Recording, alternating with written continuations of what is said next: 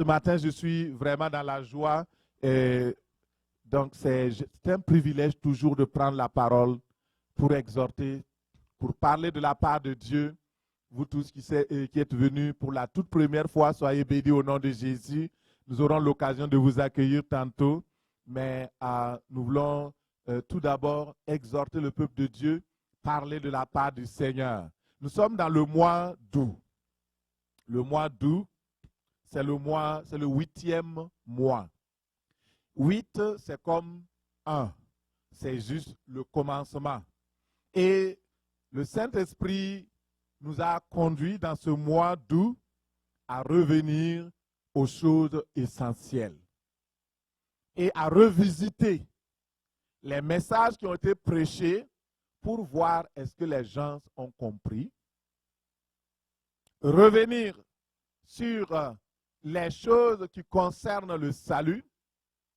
Mais après le salut, après la foi en Christ, qu'est-ce qu'on fait? Beaucoup ont cru, beaucoup croient, mais le gros problème de l'homme, c'est qu'on croit pour un temps. On agit pour un temps.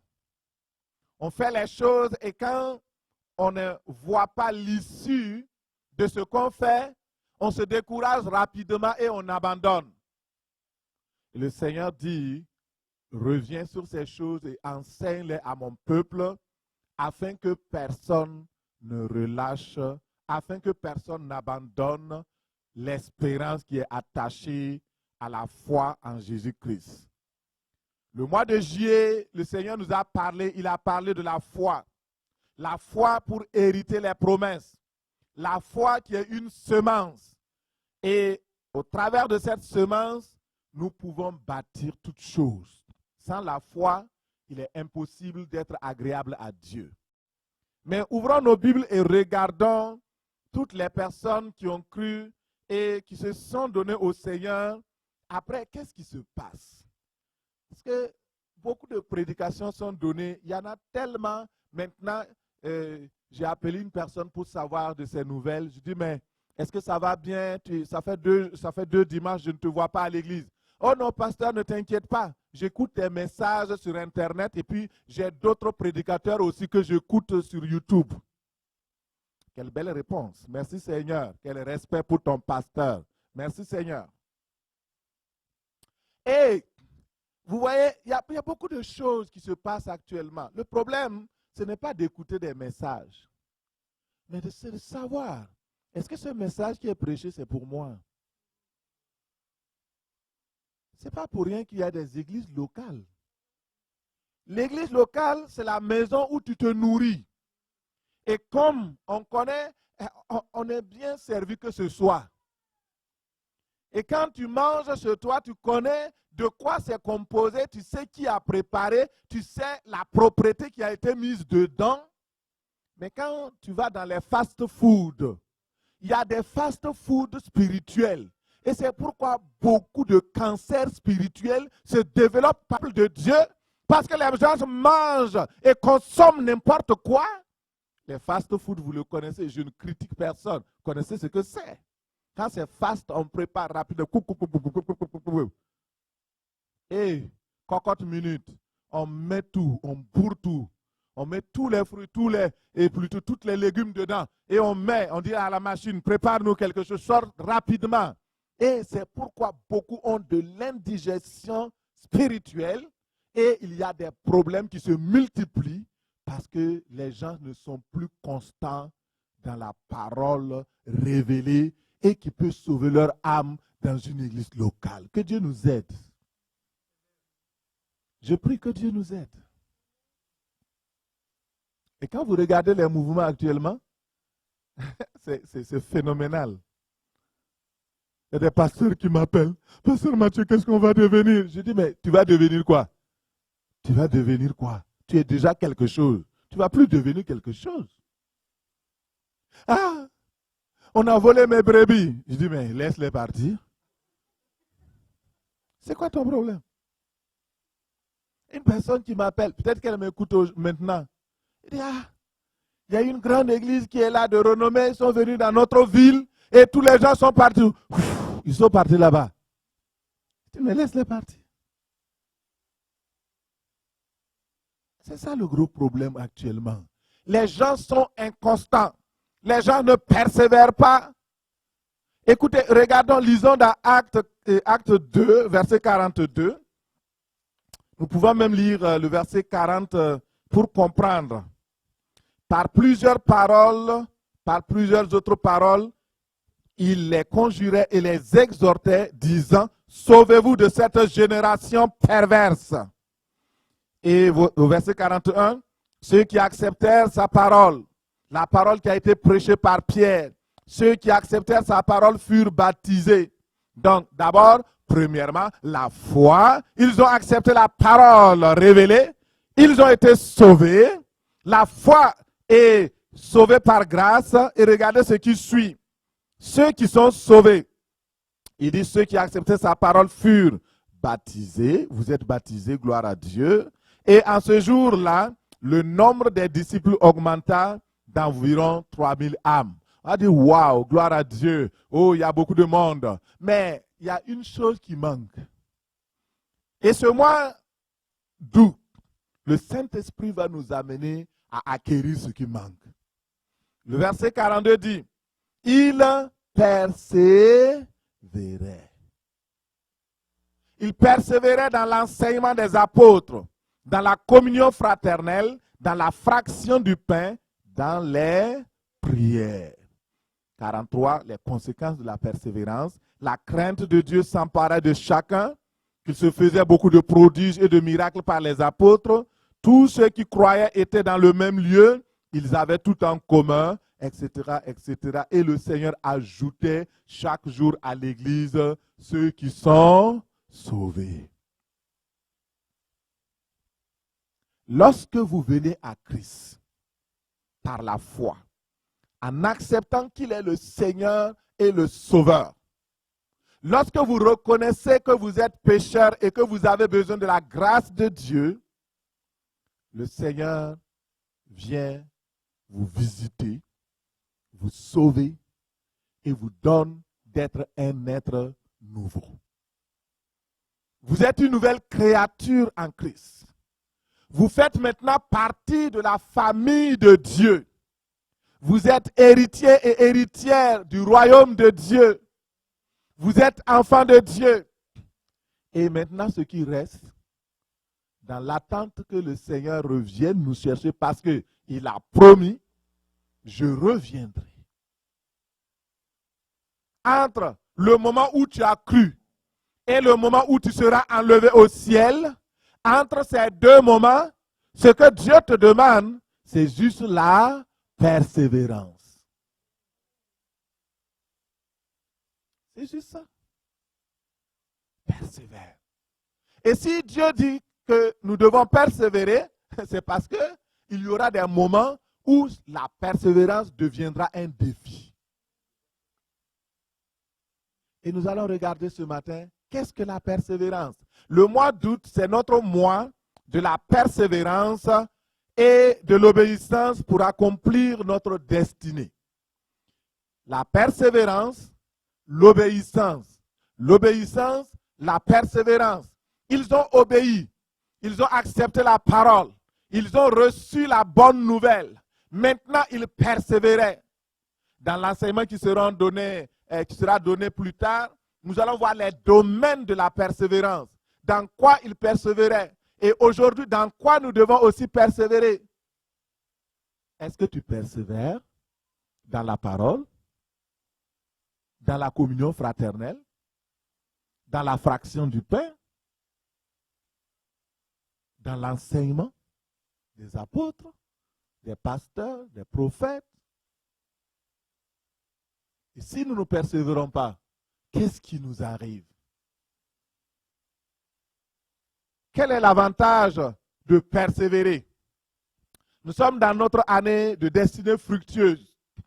Si nous voulons atteindre les objectifs de la destinée, si nous voulons accomplir ce pourquoi le Seigneur nous a amenés sur la terre, il faudrait que nous puissions persévérer. Et toi qui m'écoutes, peut-être c'est la première fois, je te dis que tu es né pour briller. Dis-moi amen. Tu n'es pas né par hasard. Dieu t'a fait amener sur la terre pour un but divin. Et il a des projets de paix et non de malheur pour toi, afin de te donner un avenir et de l'espérance. Et tu es un gagnant. Tu es un champion. Tu es une championne. Tu es gagnante en Jésus-Christ. Le Dieu qui t'a appelé est vivant. Il ne t'abandonne pas. Il ne te délaisse pas. Tu as de la valeur à ses yeux. Alléluia. La Bible dit que tu es comme tu es la prunelle de son œil. Il t'aime. Alléluia. Et c'est Dieu merveilleux. Quand vous aimez quelqu'un, vous persévérez dans l'amitié. Alléluia. Même quand la personne vous blesse, vous pardonnez. Le Seigneur Jésus-Christ a enseigné sur la persévérance dans le pardon. Un jour, il y a un de ses disciples qui s'appelle Pierre. Il vient demander à Jésus. Mais l'affaire de pardon là, bon, je sais qu'on doit pardonner, je suis d'accord avec. Mais combien de fois je dois persévérer à pardonner? Est-ce 7 fois? Parce que Pierre, pour lui, et c'est vrai, le chiffre 7, c'est le chiffre de la perfection. Quand une personne me blesse, je pardonne. Jusqu'à 7 fois, j'arrive à 7 fois, alors comme la 8e fois, je ne dois plus pardonner. C'est fini entre nous. Maintenant, on va mettre l'arme de la vengeance. Alors, 7 fois, ça suffit. On va arrêter là. Non, Jésus dit, tu dois persévérer 7 fois multiplié par 70. Pierre dit, mais là, je ne comprends pas. Toi, ton modèle de persévérance, là. Donc, si quelqu'un, par jour, piétine mon pied 429 fois, je dois...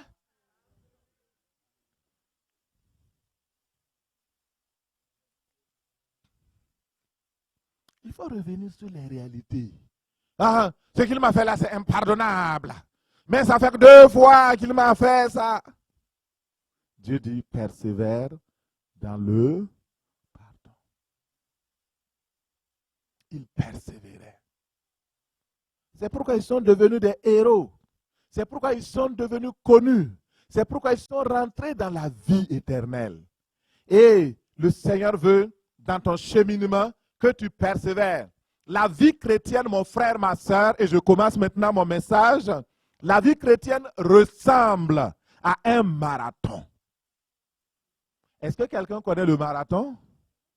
C'est une discipline sportive qui demande de l'endurance, qui demande de l'effort, parce qu'il faut courir 42 km au moins. Et chaque personne qui prend part à cette discipline, quand on dit, allez, go, on tire en l'air le gun. Et alors, tout le monde entend le bruit. Ils sont sur la ligne de départ. Ils sont à égalité sur la ligne de départ. Et ils vont courir dans l'espoir de gagner le prix. Le marathon, il y a des règles. Et lorsque l'essentiel n'est pas de commencer, mais d'arriver jusqu'au bout. Vous avez des milliers de personnes qui commencent, mais combien arrivent? Combien arrivent au bout? D'ailleurs, pour arriver à faire la course de marathon, les gens sont sélectionnés selon leur performance. Parallèlement à la vie chrétienne, lorsque tout le monde vient à Christ et nous avons tous les mêmes faveurs, le même amour que Dieu nous a aimés, la même foi, et nous démarrons la course céleste, la course vers la cité céleste, la course vers notre destinée, l'accomplissement de notre destinée. Et nous avons les mêmes équipements. Le Saint-Esprit est là, les outils sont là, l'eau de la parole pour boire souvent. Nous sommes approvisionnés dans le chemin de la vie chrétienne. Et nous courons, et nous courons. Le problème n'est pas de courir, parce que c'est une course de longue haleine. Il faut persévérer. Quand vous regardez ce type de course, beaucoup, quand ils arrivent 5 km, c'est devenu, je n'en peux plus. Et il y a des gens qui sont là pour dire bravo, continue, continue, persévère, persévère. Et ce sont vos frères et vos sœurs.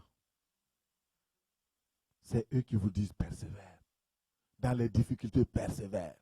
Dans les problèmes, persévère. En tout temps, persévère. La vie chrétienne, c'est une course céleste. C'est la course pour remporter le prix de notre appel qu'on appelle la vocation céleste. 1 Corinthiens 9, 24 nous dit, courez de manière à le remporter. Courez. Paul dit, moi je cours, non pas comme à l'aventure. Je ne cours pas pour courir. Je ne cours pas par hasard. La course céleste, ce n'est pas une course aventuriste qui se fait au hasard. On vient, on tente sa chance. Peut-être que ça va marcher, peut-être que ça ne va pas marcher. Non. C'est une course que tu dois planifier et suivre les règles. Le salut est gratuit. On est sauvé par grâce, par le moyen de la foi. Et cela ne vient pas de nous. Cela vient de Dieu.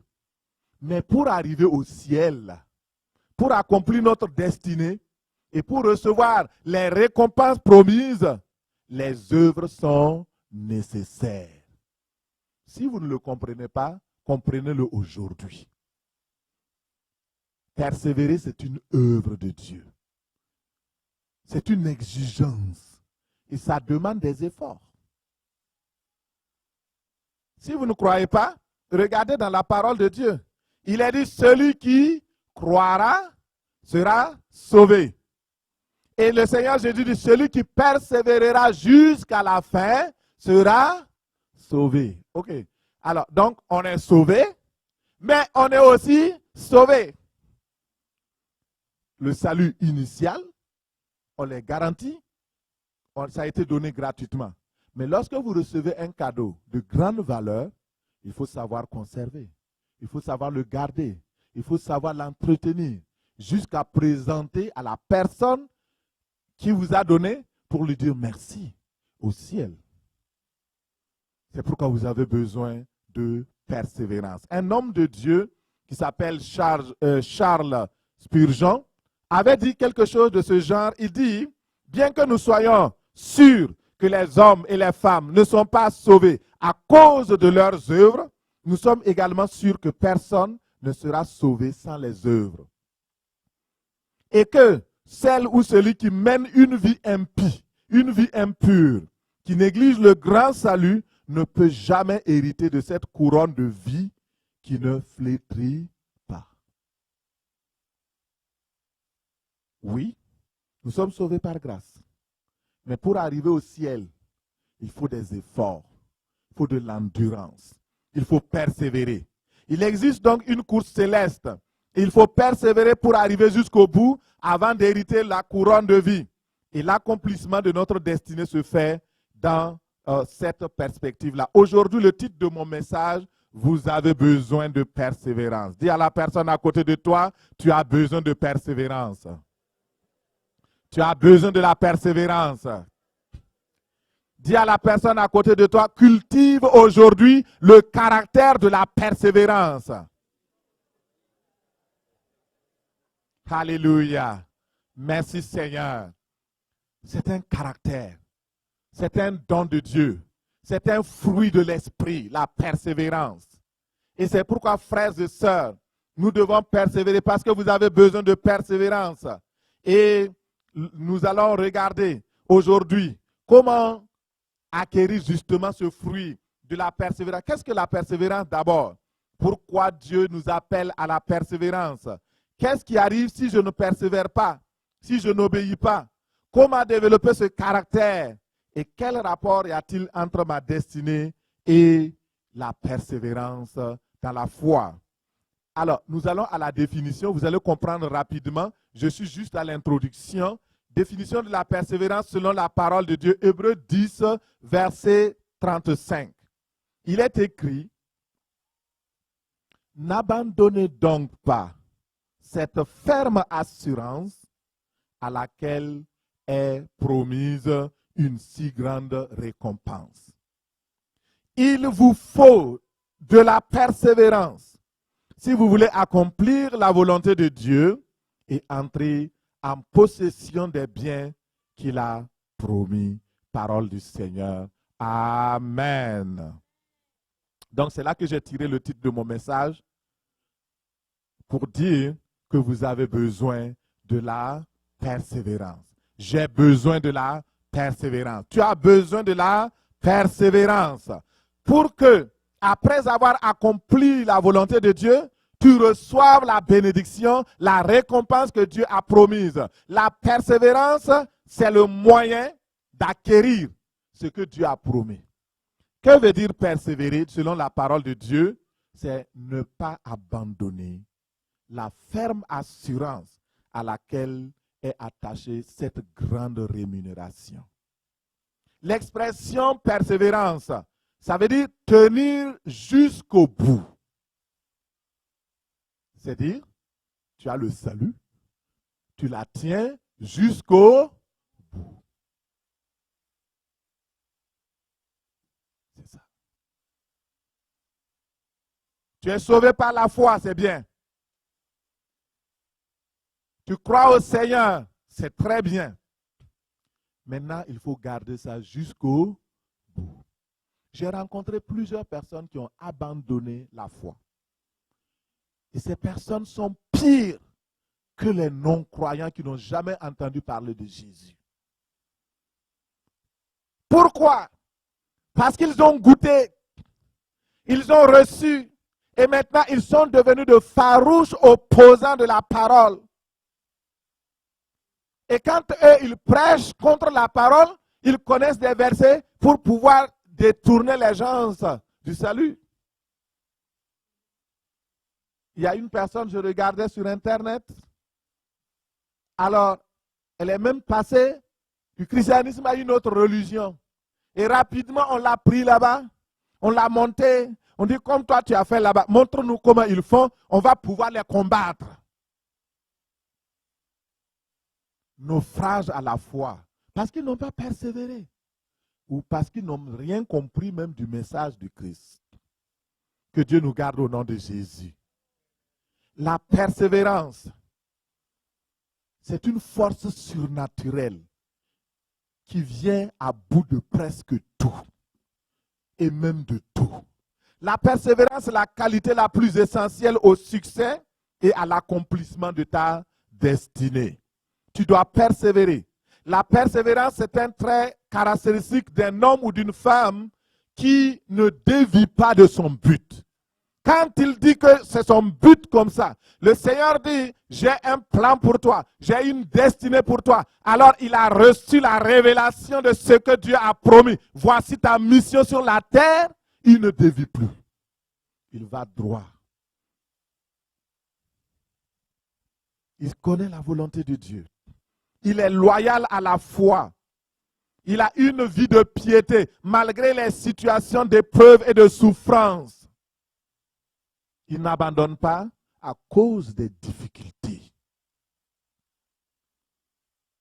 La persévérance, c'est un fruit de la foi. Une personne persévérante va manifester de l'endurance, de la constance en supportant patiemment les difficultés, les épreuves, endurer par amour, en espérant que Dieu va accomplir ce qu'il a promis. Regardez par exemple Job, l'exemple de la persévérance de Job. C'est fou cette histoire. En un jour, Job perd tout ce qu'il aimait. Tout. On vient lui dire, ah, les animaux. Il dit, ok, mais les animaux, ce n'est pas un grave. Dieu va me donner d'autres.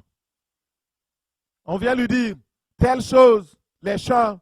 Non, Dieu est fidèle, il pourvoira. On vient lui dire, tes enfants. Là, le choc, vous voyez, le diable augmente la température de l'épreuve pour ruiner. Et souvent dans ta vie, c'est ce qui arrive. Tu vois que les choses commencent petit à petit et s'amplifient. Les choses commencent à devenir corsées. Les pronostics deviennent de plus en plus négatifs. Et tu as peur. On vient lui dire telle affaire. Et pire, sa femme vient lui dire, écoute, tu n'es pas raisonnable. Chérie, on a tout perdu. Maintenant, et tu t'attaches à un Dieu qui te fait perdre tout. Lâche tout. Maudis-le, et puis tu vas mourir, et puis c'est fini. L'esprit de suicide est venu. L'esprit de mort est venu. Il dit, ce n'est pas suffisant que j'ai emporté tes enfants, des animaux, des choses. Je veux toi-même, toi-même. Mais je ne veux pas te tuer parce que je n'ai pas le droit, mais je peux t'exciter à te tuer toi-même. Job dit non. Tu ne connais pas les choses. Notre Dieu est un Dieu de persévérance. Je dois persévérer. Je ne dois pas renier Dieu. Je vais continuer à croire en lui. Je vais continuer à mettre ma foi envers et contre tout. Là, la maladie vient. Vous voyez? C'est terrible. Et il se met à nu. Il gratte. La douleur est là. Ça monte. Mais malgré tout ça, la Bible dit que Job ne pécha point contre Dieu. Il a persévéré. Il ne comprenait pas. Mais il savait que Dieu est juste. Il savait que Dieu ne ment pas. Il savait que le Dieu qui l'a sauvé, le Dieu qui l'a amené au monde, a une destinée pour lui. Et si Dieu n'a pas dit, si Dieu n'a pas prononcé le dernier mot, personne ne peut prononcer un dernier mot sur ta vie. Job le savait. Il a dit, mon sauveur, mon rédempteur est vivant. Il se lèvera. Il se lèvera.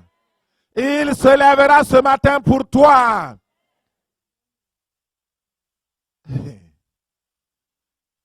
C'est ça qui a permis à Job de tenir.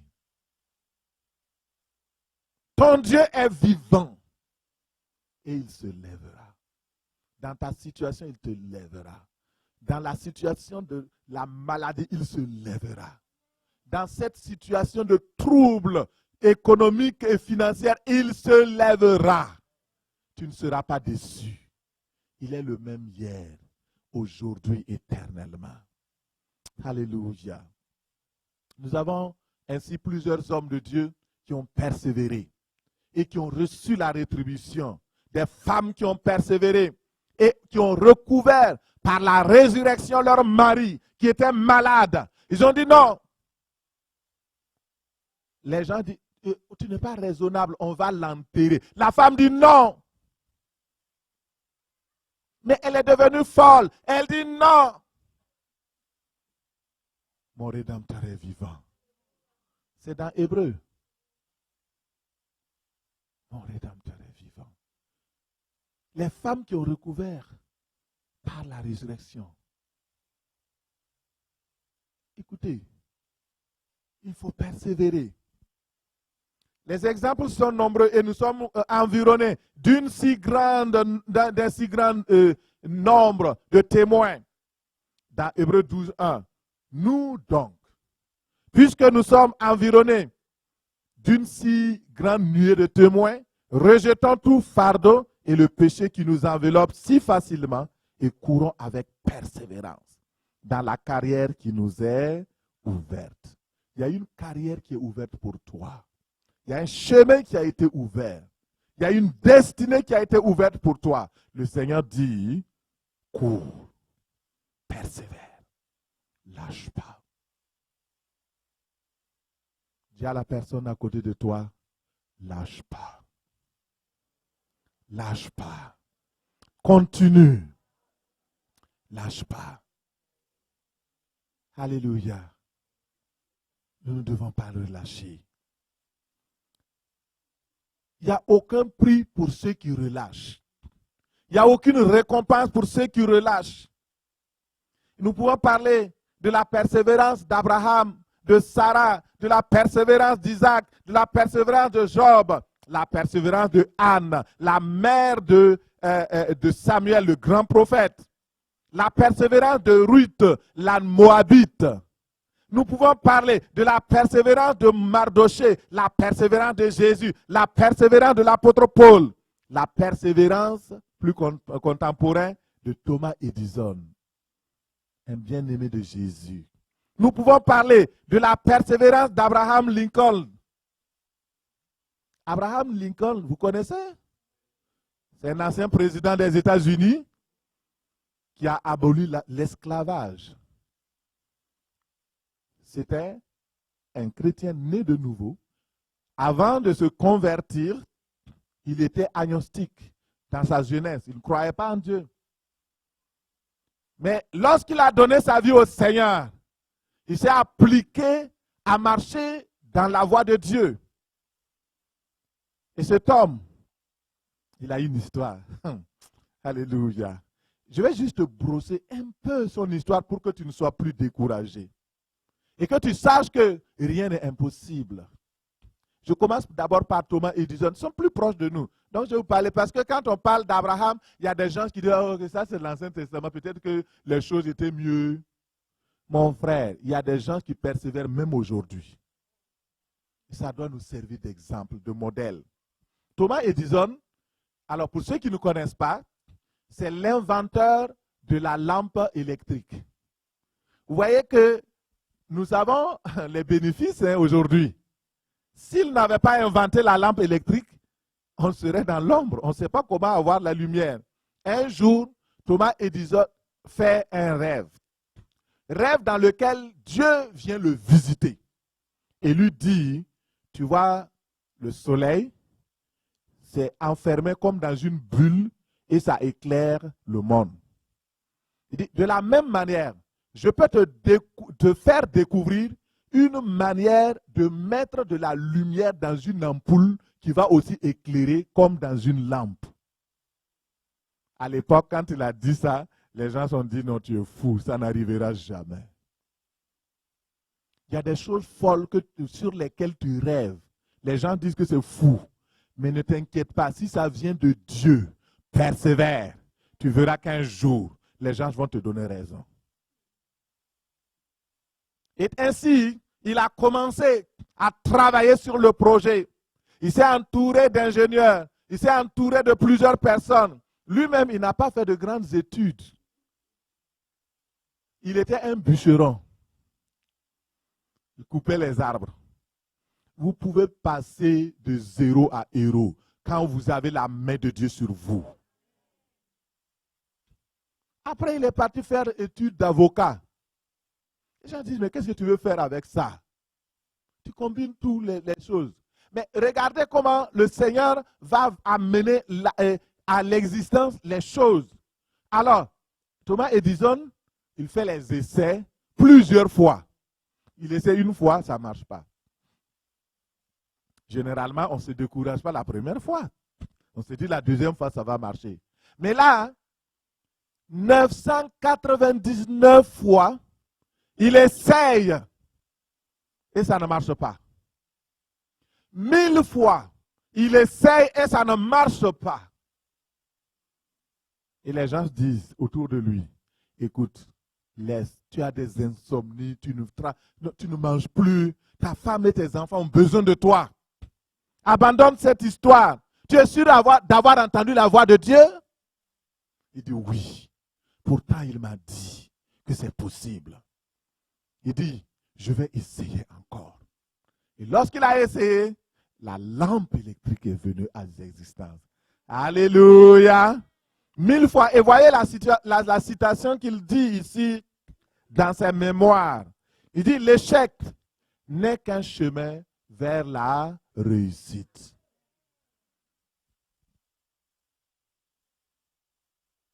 Ce n'est qu'un chemin vers la réussite. Et cet homme-là, Edison, il a dit ici, j'ai perdu, en fait, il dit, je n'ai pas échoué 1000 fois. C'est juste que le processus pour inventer la lampe nécessitait 1000 étapes, 1000 essais. Il a eu le courage et la persévérance. Et nous sommes environnés de ces personnes-là qui nous parlent aujourd'hui. Nous prenons par exemple le cas de Edison et d'Abraham Lincoln. Cet homme-là, vraiment, quand vous regardez sa vie, c'est extraordinaire. Elle est tellement extraordinaire. Et quand nous regardons comment il a commencé, il est né dans une famille très, très pauvre. Et à l'époque, vous savez que quand on est pauvre, on est vraiment pauvre. Et aujourd'hui, il y a tout ce que vous avez, donc les assurances, ceci, assurance, machin. Mais à l'époque, il n'y en avait pas. C'était juste que tu dois te débrouiller. Tu dois pouvoir vivre comme au jour le jour. Mais lui, le Seigneur lui a donné cette grâce-là. Il était croyant et il avait accepté le Seigneur Jésus dans sa vie. Ses parents sont morts très tôt, mais Abraham Lincoln n'a pas abandonné. Alors, je vous donne juste quelques informations sur lui pour que vous ne vous découragez pas. Vous êtes peut-être dans le cas d'Abraham Lincoln. Alors, 1818, sa mère est morte et en 1831, c'est la première faillite et dans son entreprise. Il se présente aux élections, il est battu. J'aime ça. Il dit non, ce n'est pas grave. Il persévère. Il se présente, donc, mettons, il s'est présenté et ce que je vais vous illustrer, c'est vraiment grave. Écoutez très bien ce qui s'est passé. C'est comme il se présente aux élections municipales à Sherbrooke et ça ne marche pas. Il n'est pas découragé. Il se présente aux élections fédérales, et du moins provinciales, au niveau de la région des cantons de l'Est. Et là, ça ne marche pas. Il se présente au niveau provincial maintenant, dans son parti. Il échoue. Et il dit, je vais maintenant me présenter aux élections nationales du Canada. Est-ce que vous comprenez? Il y a de la folie dans l'air. Dans toutes 8 fois, il a échoué. Mais chaque fois, il ne recommence pas au même niveau. Hein. Il va au niveau supérieur. Et quand il s'est présenté au niveau fédéral, on l'a élu président. 4 ans plus tard, il a été réélu. Malheureusement, en 1965, il a été assassiné. Mais il a pu accomplir sa destinée, qui était d'abolir l'esclavage aux États-Unis. Mais regardez sa persévérance. D'une famille très pauvre. Mais il avait la foi. Il a continué. Il a été rejeté. Son mariage battait de l'aile. Il avait des problèmes. Il s'est fiancé. Et lorsqu'il voulait se marier, à quelques mois de son mariage, la femme est morte. La jeune fille est morte. Il a recommencé. Il est passé par une grave dépression. Tu dis, je suis déprimé, j'ai ceci. Il y a des gens qui abandonnent. Ah, je ne peux plus recommencer. Mon médecin a dit que c'est impossible, mon frère. Est-ce que c'est Dieu qui a dit que c'est impossible? C'est ça. Vous voyez? Il se présente dans l'Illinois, il est battu. Au Congrès, il est battu. Et on lui sollicite d'autres candidatures. Il est battu. battu, battu, mais, alléluia. Dis à la personne à côté de toi, quand Dieu n'a pas mis fin à ta vie, quand Dieu n'a pas mis fin à tes projets, quand Dieu n'a pas marqué le point, personne ne peut marquer le point. Alléluia. Alléluia. Alléluia. Actuellement, la situation que tu vis, c'est juste une virgule que Dieu a placée. Il n'a pas placé un point. Ce n'est pas fini pour toi. C'est possible. Alléluia. Et ce matin, tu crois, donc tout est possible. Et donc, nous n'allons pas continuer sur Abraham Lincoln. Vous pouvez regarder sur Internet, tout est là. Et regarder sa biographie. Le Seigneur va vous parler au travers de tout ce qu'il a fait. Ce sont des gens contemporains. Alors, tout est possible à celui qui croit. La persévérance n'abandonne pas. Et disons, on a dit, beaucoup d'échecs de la vie sont des gens qui n'ont pas réalisé à quel point ils étaient proches du succès lorsqu'ils ont abandonné. Plus tu essaies, plus tu échoues, plus tu es proche du résultat. Tu as acquis de l'expérience. C'est tellement important, mon frère, ma soeur. Il ne faut jamais abandonner. La persévérance signifie faire des efforts jusqu'à ce que le but soit atteint, que la tâche soit accomplie. Ce n'est jamais abandonner. La plupart d'entre vous, nous travaillons. La plupart d'entre nous, nous avons des objectifs.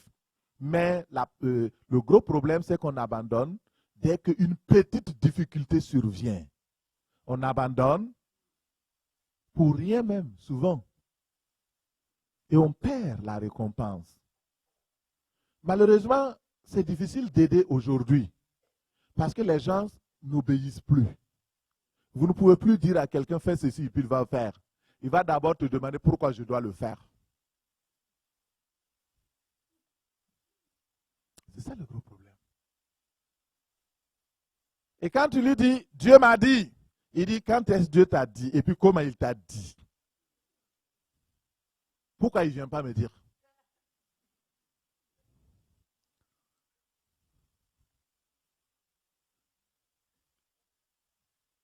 J'ai peur pour les prophètes des derniers temps.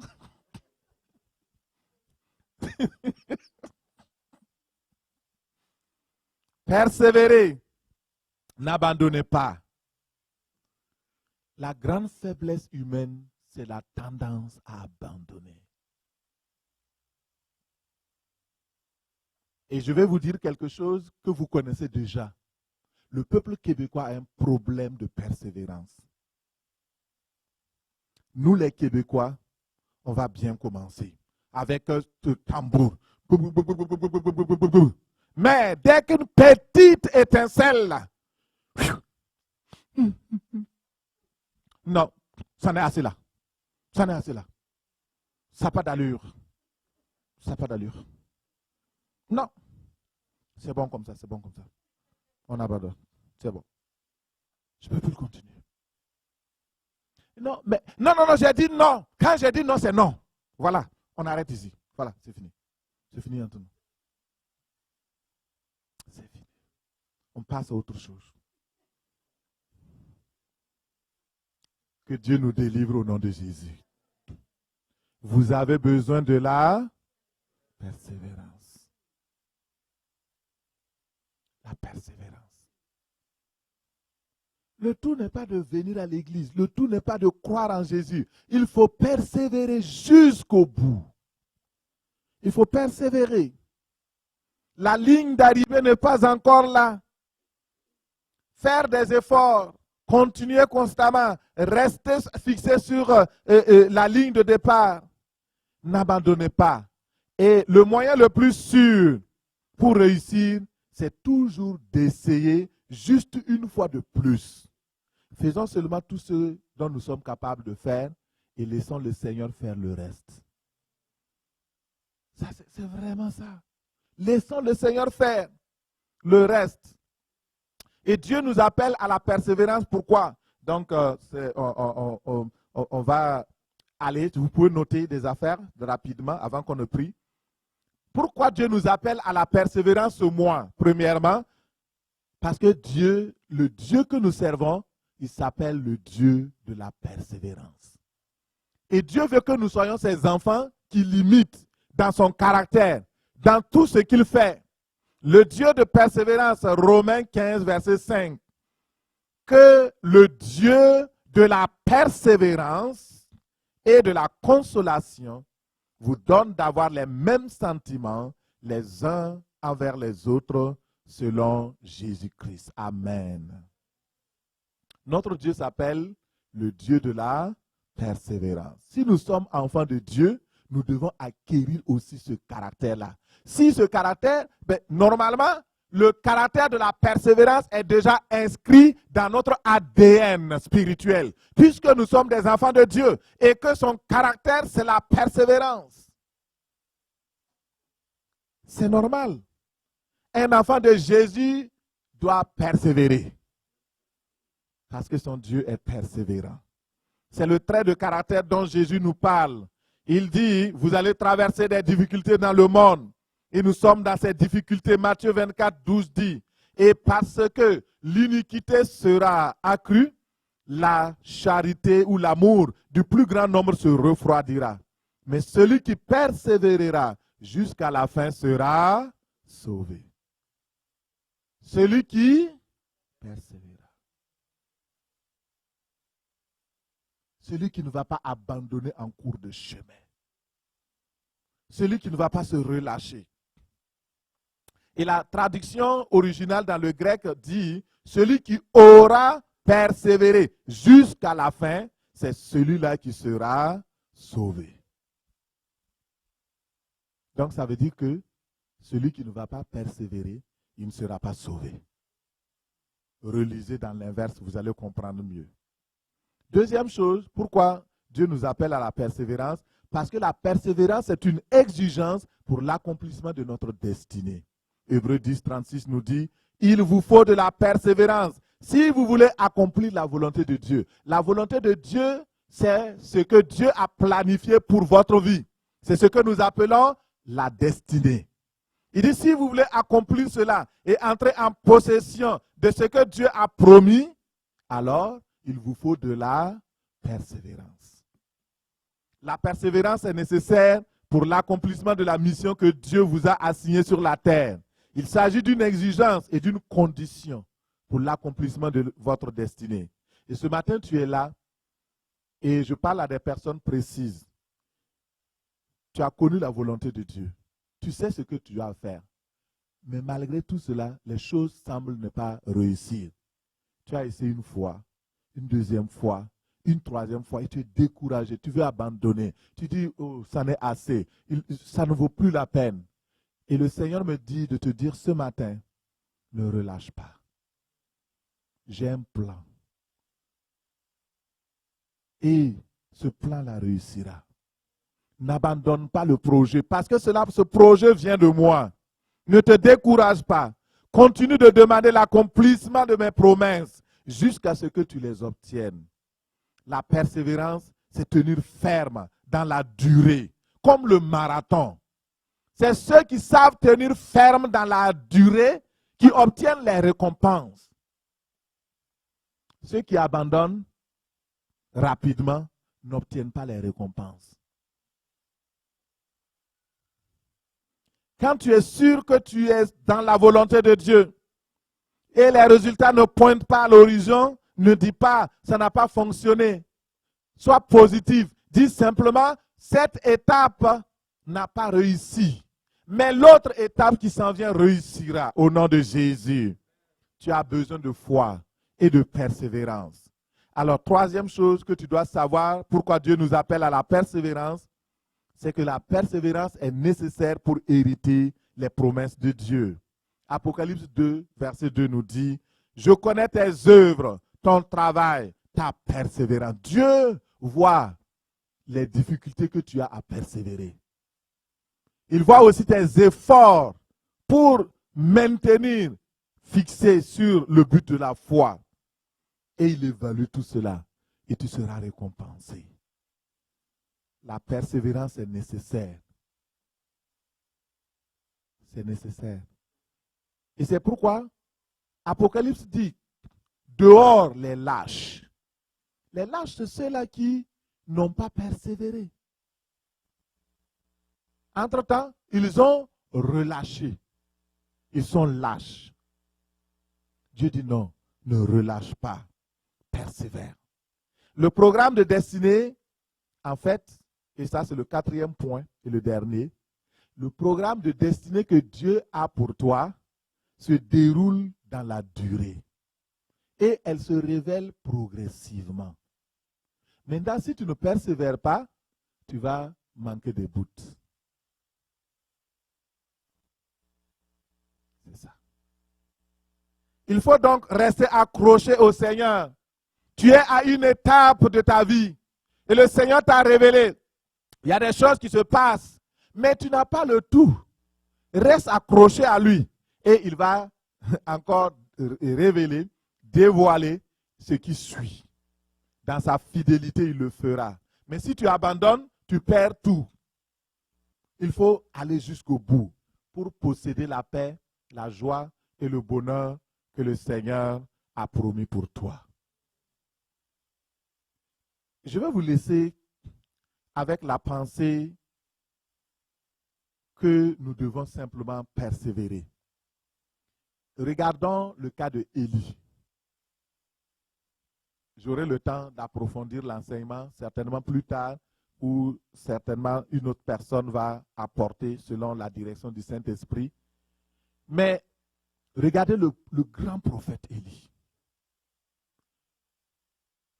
Quand Dieu l'a créé, il a établi la destinée de Élie en 3 étapes, en 3 stades, en 3 phases. Mais quand il a appelé Élie, il ne lui a pas dit ça. Et la plupart du temps, ce qui trompe les croyants, c'est que nous avons attrapé un bout et on croit qu'on a tout eu. Le problème, c'est ça. Tu as juste un petit bout. Les autres là ne sont pas encore révélés. Dieu attend que tu persévères avant de te montrer l'autre étape. Tu es venu peut-être dans cette église. Tu as trouvé que c'est bien, la louange, les prédications, ceci ou cela. Mais sache que tu ne peux pas atteindre le but pour lequel le Seigneur t'a amené ici si tu ne persévères pas. Il faut persévérer. Parce qu'il y aura toujours des moyens pour te décourager. Et il y a quelqu'un qui s'appelle le diable. Lui aussi, son travail, c'est de t'amener à te décourager et à abandonner. Et il va amener des circonstances. Il va amener des événements pour te dire non, abandonne. Et il va même amener la persécution s'il le faut. Il va amener des crises s'il le faut. Il va amener même tes conducteurs et les responsables, s'il le faut, à te décourager pour que tu abandonnes. C'est à ce moment-là qu'il faut ouvrir les yeux et voir la rémunération. Parce que si tu abandonnes, en si bon chemin, tu perds tout. Tu perds tout. Est-ce que tu étais sur le point d'abandonner quelque chose dont tu sais vraiment que c'est la volonté de Dieu? Nous ne parlons pas de persévérer dans le mal, ça c'est mauvais. Nous persévérons dans le bien. Nous persévérons dans la parole. Nous persévérons dans l'esprit. Nous persévérons dans la communion fraternelle, dans les choses qui sont éprouvées et que Dieu dit, c'est là qu'il faut persévérer. Élie, ce grand prophète, 3 phases de sa vie. La première, c'était une phase de formation dans laquelle, depuis sa naissance, Dieu le formait, Dieu le gardait dans son amour. Et paf, un jour, on dit, Élie, le Tishbite. On connaît juste ce pan de son histoire. Tout le reste, on ne sait pas comment il a été formé, on ne sait pas. il se présente devant Akab. Il dit, je suis le serviteur de Dieu. Donc ça veut dire qu'il a déjà accompli, il a déjà fait donc un chemin. Et il dit à Akab, je suis prophète, je suis le serviteur de Dieu. Parce que à l'époque, Akab avait vendu le pays. Jézabel s'était accaparé de tout. Il a dispersé les prophètes de l'Éternel. Et Élie se présente, il dit, l'Éternel, le Dieu d'Israël est vivant. Il n'est pas mort. Comme Job, mon Rédempteur est vivant. Celui qui vit espère. Celui qui vit persévère.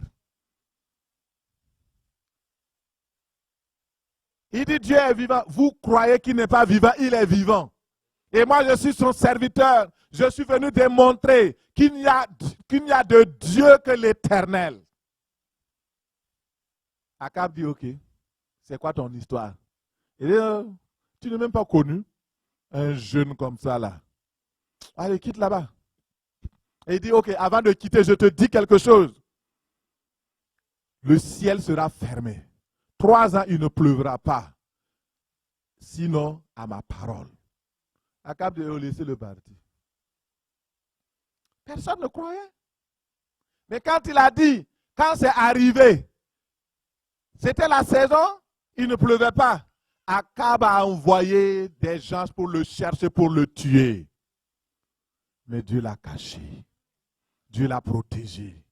Il l'a amené dans un torrent. Il a envoyé des corbeaux pour le nourrir. Quand le torrent s'est déchaissé, il a parlé à une veuve. Il dit, toi, nourris mon serviteur. Cette veuve a nourri Élie. Pendant tout ce temps, et 3 ans se sont accomplis. Il vient devant Akab, il parle à Akab. Il dit, écoute, Akab, est-ce que ça va? Il dit, non, ça ne va pas. Pourquoi ça ne va pas? Parce que c'est toi qui as troublé tout le pays. Il dit, non, ce n'est pas moi qui trouble le pays, c'est toi et ta femme Jézabel. Parce que vous avez cessé d'adorer le véritable Dieu. Parce que vous n'avez pas persévéré dans l'adoration du Dieu véritable. C'est pourquoi cette sanction et cette punition est venue sur tout le pays. Alors, est-ce qu'on peut revenir à l'Éternel? Il dit, oui, oui, on va voir. Il dit, rassemble les faux prophètes, les prophètes d'Astarté, de Baal, rassemble-les. On va aller sur le mont Carmel. On va voir une démonstration. On va voir si c'est l'Éternel qui est Dieu ou bien ce sont les faux dieux de Jézabel qui sont des dieux. Et là, il démontre par la puissance de l'Esprit, le feu de sang, l'échec total dans le camp de l'ennemi. Les prophètes de Baal sont éliminés. Ah, il écrit victoire. Alléluia. Oh, alléluia, nous avons la victoire. De courte durée. Vous avez la victoire, mais il faut continuer de persévérer. Même quand vous avez eu des résultats, les résultats que vous avez sont des petits résultats. Regardez simplement comme un début et continuez de persévérer. La plupart du temps, pourquoi les gens ne deviennent pas des millionnaires, des milliardaires? Parce que quand ils ont eu quelques milliers de dollars, ils ont 10 000 dollars dans leur compte, ils ont dit, ah, maintenant, reposons-nous et mangeons. Ils ne savent pas que 10 000 dollars, ce n'est pas de l'argent. Ce n'est pas de l'argent. C'est juste pour faire ton épicerie. Il y a des gens, quand ils vont aller acheter là, le sac même de cuir qu'ils achètent, c'est déjà même 35 000 dollars. Il y a des gens qui croient qu'ils sont arrivés au plafond. Quelqu'un a dit, et c'est la vérité, là où tu es là, ça peut être simplement la terrasse de quelqu'un. Vous connaissez ça, non? Tu dis que tu es arrivé, c'est la terrasse de quelqu'un. C'est le marchepied de quelqu'un. Il faut persévérer. Persévère. Alléluia. Élie, il a rencontré un problème par rapport à la persévérance. Son caractère de persévérance n'avait pas été cultivé. C'est pourquoi, quand il a fait tout ce miracle, il a prié, la pluie est revenue, le ciel a été ouvert et il a eu ce grand miracle. Akab était effrayé, il est parti dire à sa femme, waouh! Et Élie là, c'est un vrai prophète. Il a tué tous les prophètes. Hein? Ah, il faut pleurer. Hein? Et Jézabel envoie dire à Élie que les dieux me traitent dans toute leur rigueur si demain à 7 heures, ta tête repose sur tes épaules. Si ces dieux-là pouvaient faire quelque chose, ils allaient empêcher ces prophètes de mourir. Élie pouvait dire, mais j'ai vécu l'expérience du désert.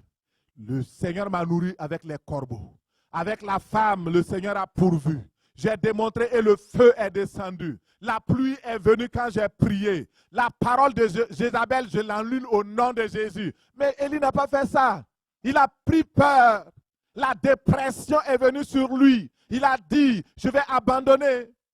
Oh, c'est trop maintenant pour moi. Je vais mourir. Et Jézabel. Mais écoutez, voyez comment le diable amplifie les choses et nous fait oublier même les prouesses que nous avons réalisées. Dans les temps d'épreuve, dans les temps de difficulté, souviens-toi de ce que le Seigneur a fait dans le passé. Et s'il l'a fait, il le fera encore aujourd'hui. Il le fera demain. Il est le même hier, aujourd'hui et pour toujours. Persévère. Dieu est un Dieu persévérant. Élie est parti. Il a commencé à pleurer. J'abandonne. Il a abandonné même son serviteur. Vous voyez, quand l'abandon commence, les gens s'abandonnent leur famille. Ah, mon chéri, bon, garde les enfants là-bas, moi je vais me chercher. Mon frère. Et elle va faire comment? On abandonne les enfants. Chacun se cherche. On ne persévère pas. Pourquoi les mariages ne durent pas? Parce que les gens ne veulent plus persévérer. Je promets devant Dieu d'être fidèle jusqu'à ce que Dieu par la mort nous sépare. Mais quand dans son cœur il dit, c'est juste, on va t'avoir d'abord. Quand on va arriver à la maison, on va voir ce qui va se passer. C'est là que les vraies décisions vont venir. Vous croyez que quand les gens prononcent les vœux, ils sont sérieux? C'est pas sérieux. Je promets devant Dieu. Je promets, je m'engage. Oh, Manteri. Quand les problèmes viennent maintenant, Seigneur, toi-même tu as dit. N'abandonne pas. Persévère. Et tu verras la gloire de Dieu. Élie est parti sous un gêné. Oh Dieu, je suis fatigué du ministère. Je vais abandonner maintenant. Oh, tue-moi. Qui? Le grand prophète. Le prophète de feu. Celui que beaucoup veulent imiter aujourd'hui. Passé par la dépression. Je ne suis pas meilleur que mes pères. Oh non, viens me chercher. Je suis fatigué de la vie. Un gars barbu comme ça. Mais vous riez, non? C'est ce que vous faites. Quand les problèmes viennent là, vous pleurez. Ah, pasteur, je suis en marre. Il y a plein qui viennent au bureau. Je ne vous décourage pas de venir au bureau et venez.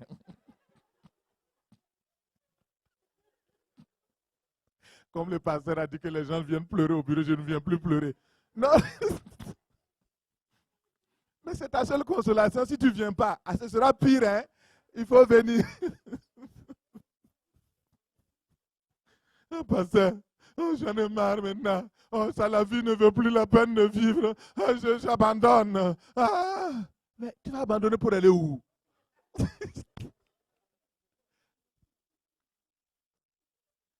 Dis à la personne à côté de toi, n'abandonne pas. N'abandonne pas. Alléluia. On n'abandonne pas. Mais Dieu a un plan pour ta vie. Et je termine par là avec l'histoire de Élie. Élie est parti à la montagne, sur la montagne d'Horeb. Dieu a nourri Élie grâce à un ange qui est venu le fortifier. L'ange lui a dit, ce n'est pas fini. Toi, tu crois que c'est fini. Mais Dieu n'a pas fini avec toi. Il y a encore de l'espérance. Il y a encore de l'espoir. Simplement, regarde à Jésus. Regarde à moi. Et Élie a pris courage. Il a mangé. Il a eu de la force. Et alors, avec la force qu'il a eue, il a marché 40 jours et 40 nuits. Il est arrivé sur la montagne d'Horeb. Quand il arrive là, le Seigneur dit, mais Élie, qu'est-ce que tu fais ici? Moi, ça m'a interpellé quand j'ai lu ça. Le Seigneur me dit, il faut rester sur ce passage-là pendant des minutes. Qu'est-ce que tu fais ici? Dieu dit, qu'est-ce que tu fais ici? Pourquoi as-tu abandonné? Tu devais être sur le terrain, mais tu as abandonné ton lieu, tu as abandonné ta position. Qu'est-ce que tu fais ici, Élie? Ah là, il va se justifier. Moi, j'ai déployé mon zèle. Il dit, mais c'est ton zèle, c'est ton problème. Mais moi, j'ai une destinée pour toi. Repars. Et le Seigneur parle. Il dit, non, tu n'as pas bien fait, Élie. De toute façon, tu crois que tu étais seul, hein? Tu n'es pas seul. J'avais réservé 700 prophètes qui n'ont pas fléchi le genou devant Baal. Tu n'es pas seul. Il était découragé. Je pensais que j'étais seul. Dieu dit, non, tu n'es pas seul. Alléluia. Et il se plaint devant Dieu. Le Seigneur dit, non, ce n'est pas terminé. Je n'ai pas marqué un point à ta vie. C'est juste une virgule, c'est une parenthèse de ta vie. Et dans 1 Roi 19, verset 1, nous lisons, et c'est le dernier passage que nous allons lire. Et au verset 15, il dit, va. L'Éternel lui dit, va, reprends ton chemin par le désert jusqu'à Damas. Il dit, va. Et le Seigneur te parle ce matin, il dit, reprends ton chemin, reprends ton projet, n'abandonne pas, reprends ta relation, reprends l'amour que tu as pour Dieu, n'abandonne pas, reprends le chemin. Là où tu l'avais laissé, là où tu avais abandonné, reprends. Reprends.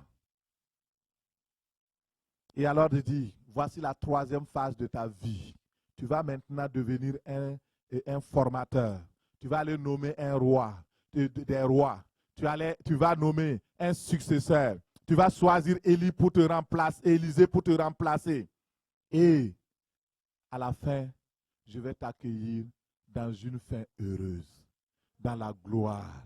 Tu ne verras pas la mort si tu persévères. Alléluia! Gloire à Dieu. Le prix de la persévérance, c'est la gloire. Le prix de la persévérance, c'est le bonheur. Le prix de la persévérance, c'est la joie dans le ciel. Et le Seigneur est vivant ce matin pour te l'accorder. Levons-nous dans la présence du Seigneur. Le Saint-Esprit est là. C'est l'esprit de persévérance. Nous avons vu le cas pratique de Élie, un homme de feu. Mais à l'épreuve de la persévérance, il avait échoué. Mais Dieu est venu au secours.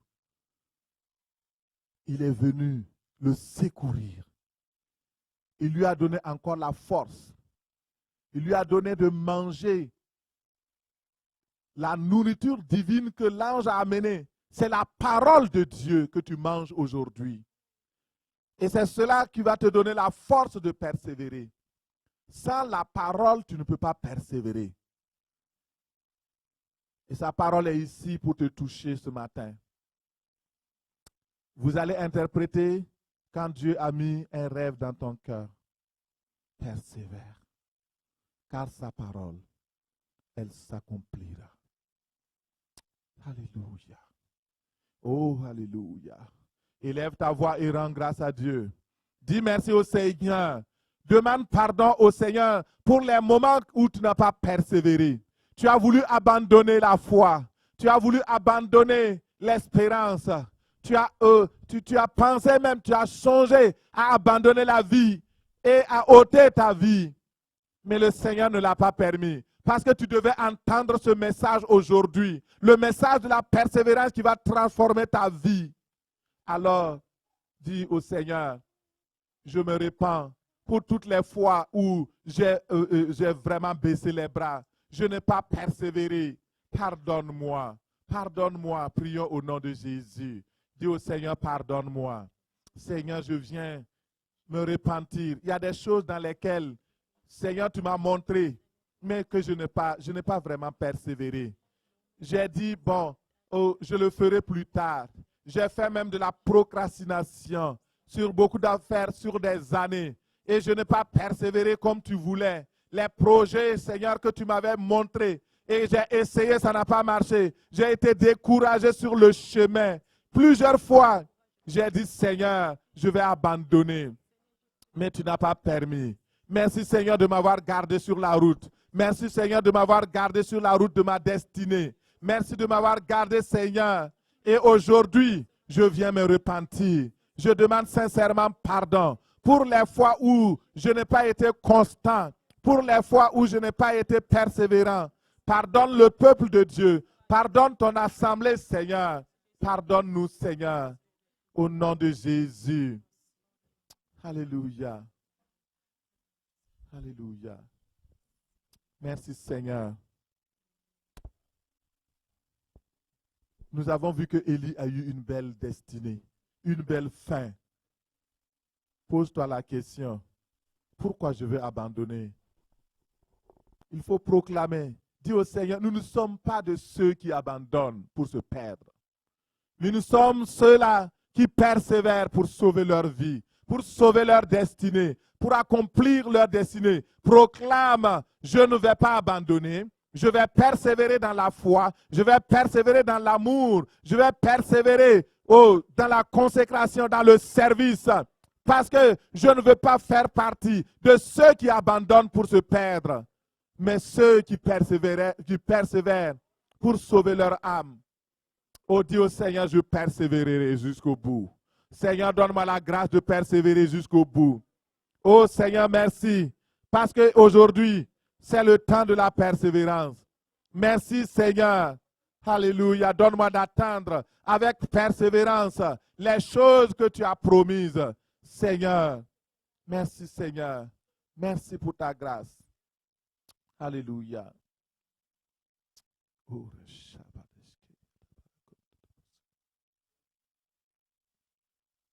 Seigneur, je prie que tout esprit de découragement qui amène les gens à abandonner soit ligoté et chassé de leur vie au nom de Jésus. Tout ce qui amène que tu veux relâcher à cause des difficultés, à cause des problématiques. Peut-être que dans tes études, tu as des difficultés et tu veux lâcher. Le Seigneur dit, ne relâche pas. Je suis avec toi. C'est moi qui donne l'intelligence et la sagesse. Dans ton travail, la situation est tellement difficile. La collaboration avec les collègues, c'est devenu toxique. Mais le Seigneur dit, domine au milieu de tes ennemis.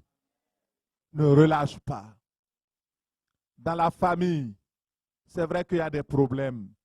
Et souvent, ça te trottine. L'idée de séparation, l'idée même de divorce. Mais le Seigneur dit, n'abandonne pas, parce que je suis avec toi. Et si tu tiens, je tiendrai aussi pour toi. Tu as des projets que tu n'as pas pu réaliser. Mais le Seigneur te dit, il n'y a que la persévérance qui amène le succès. N'abandonne pas. N'abandonne pas.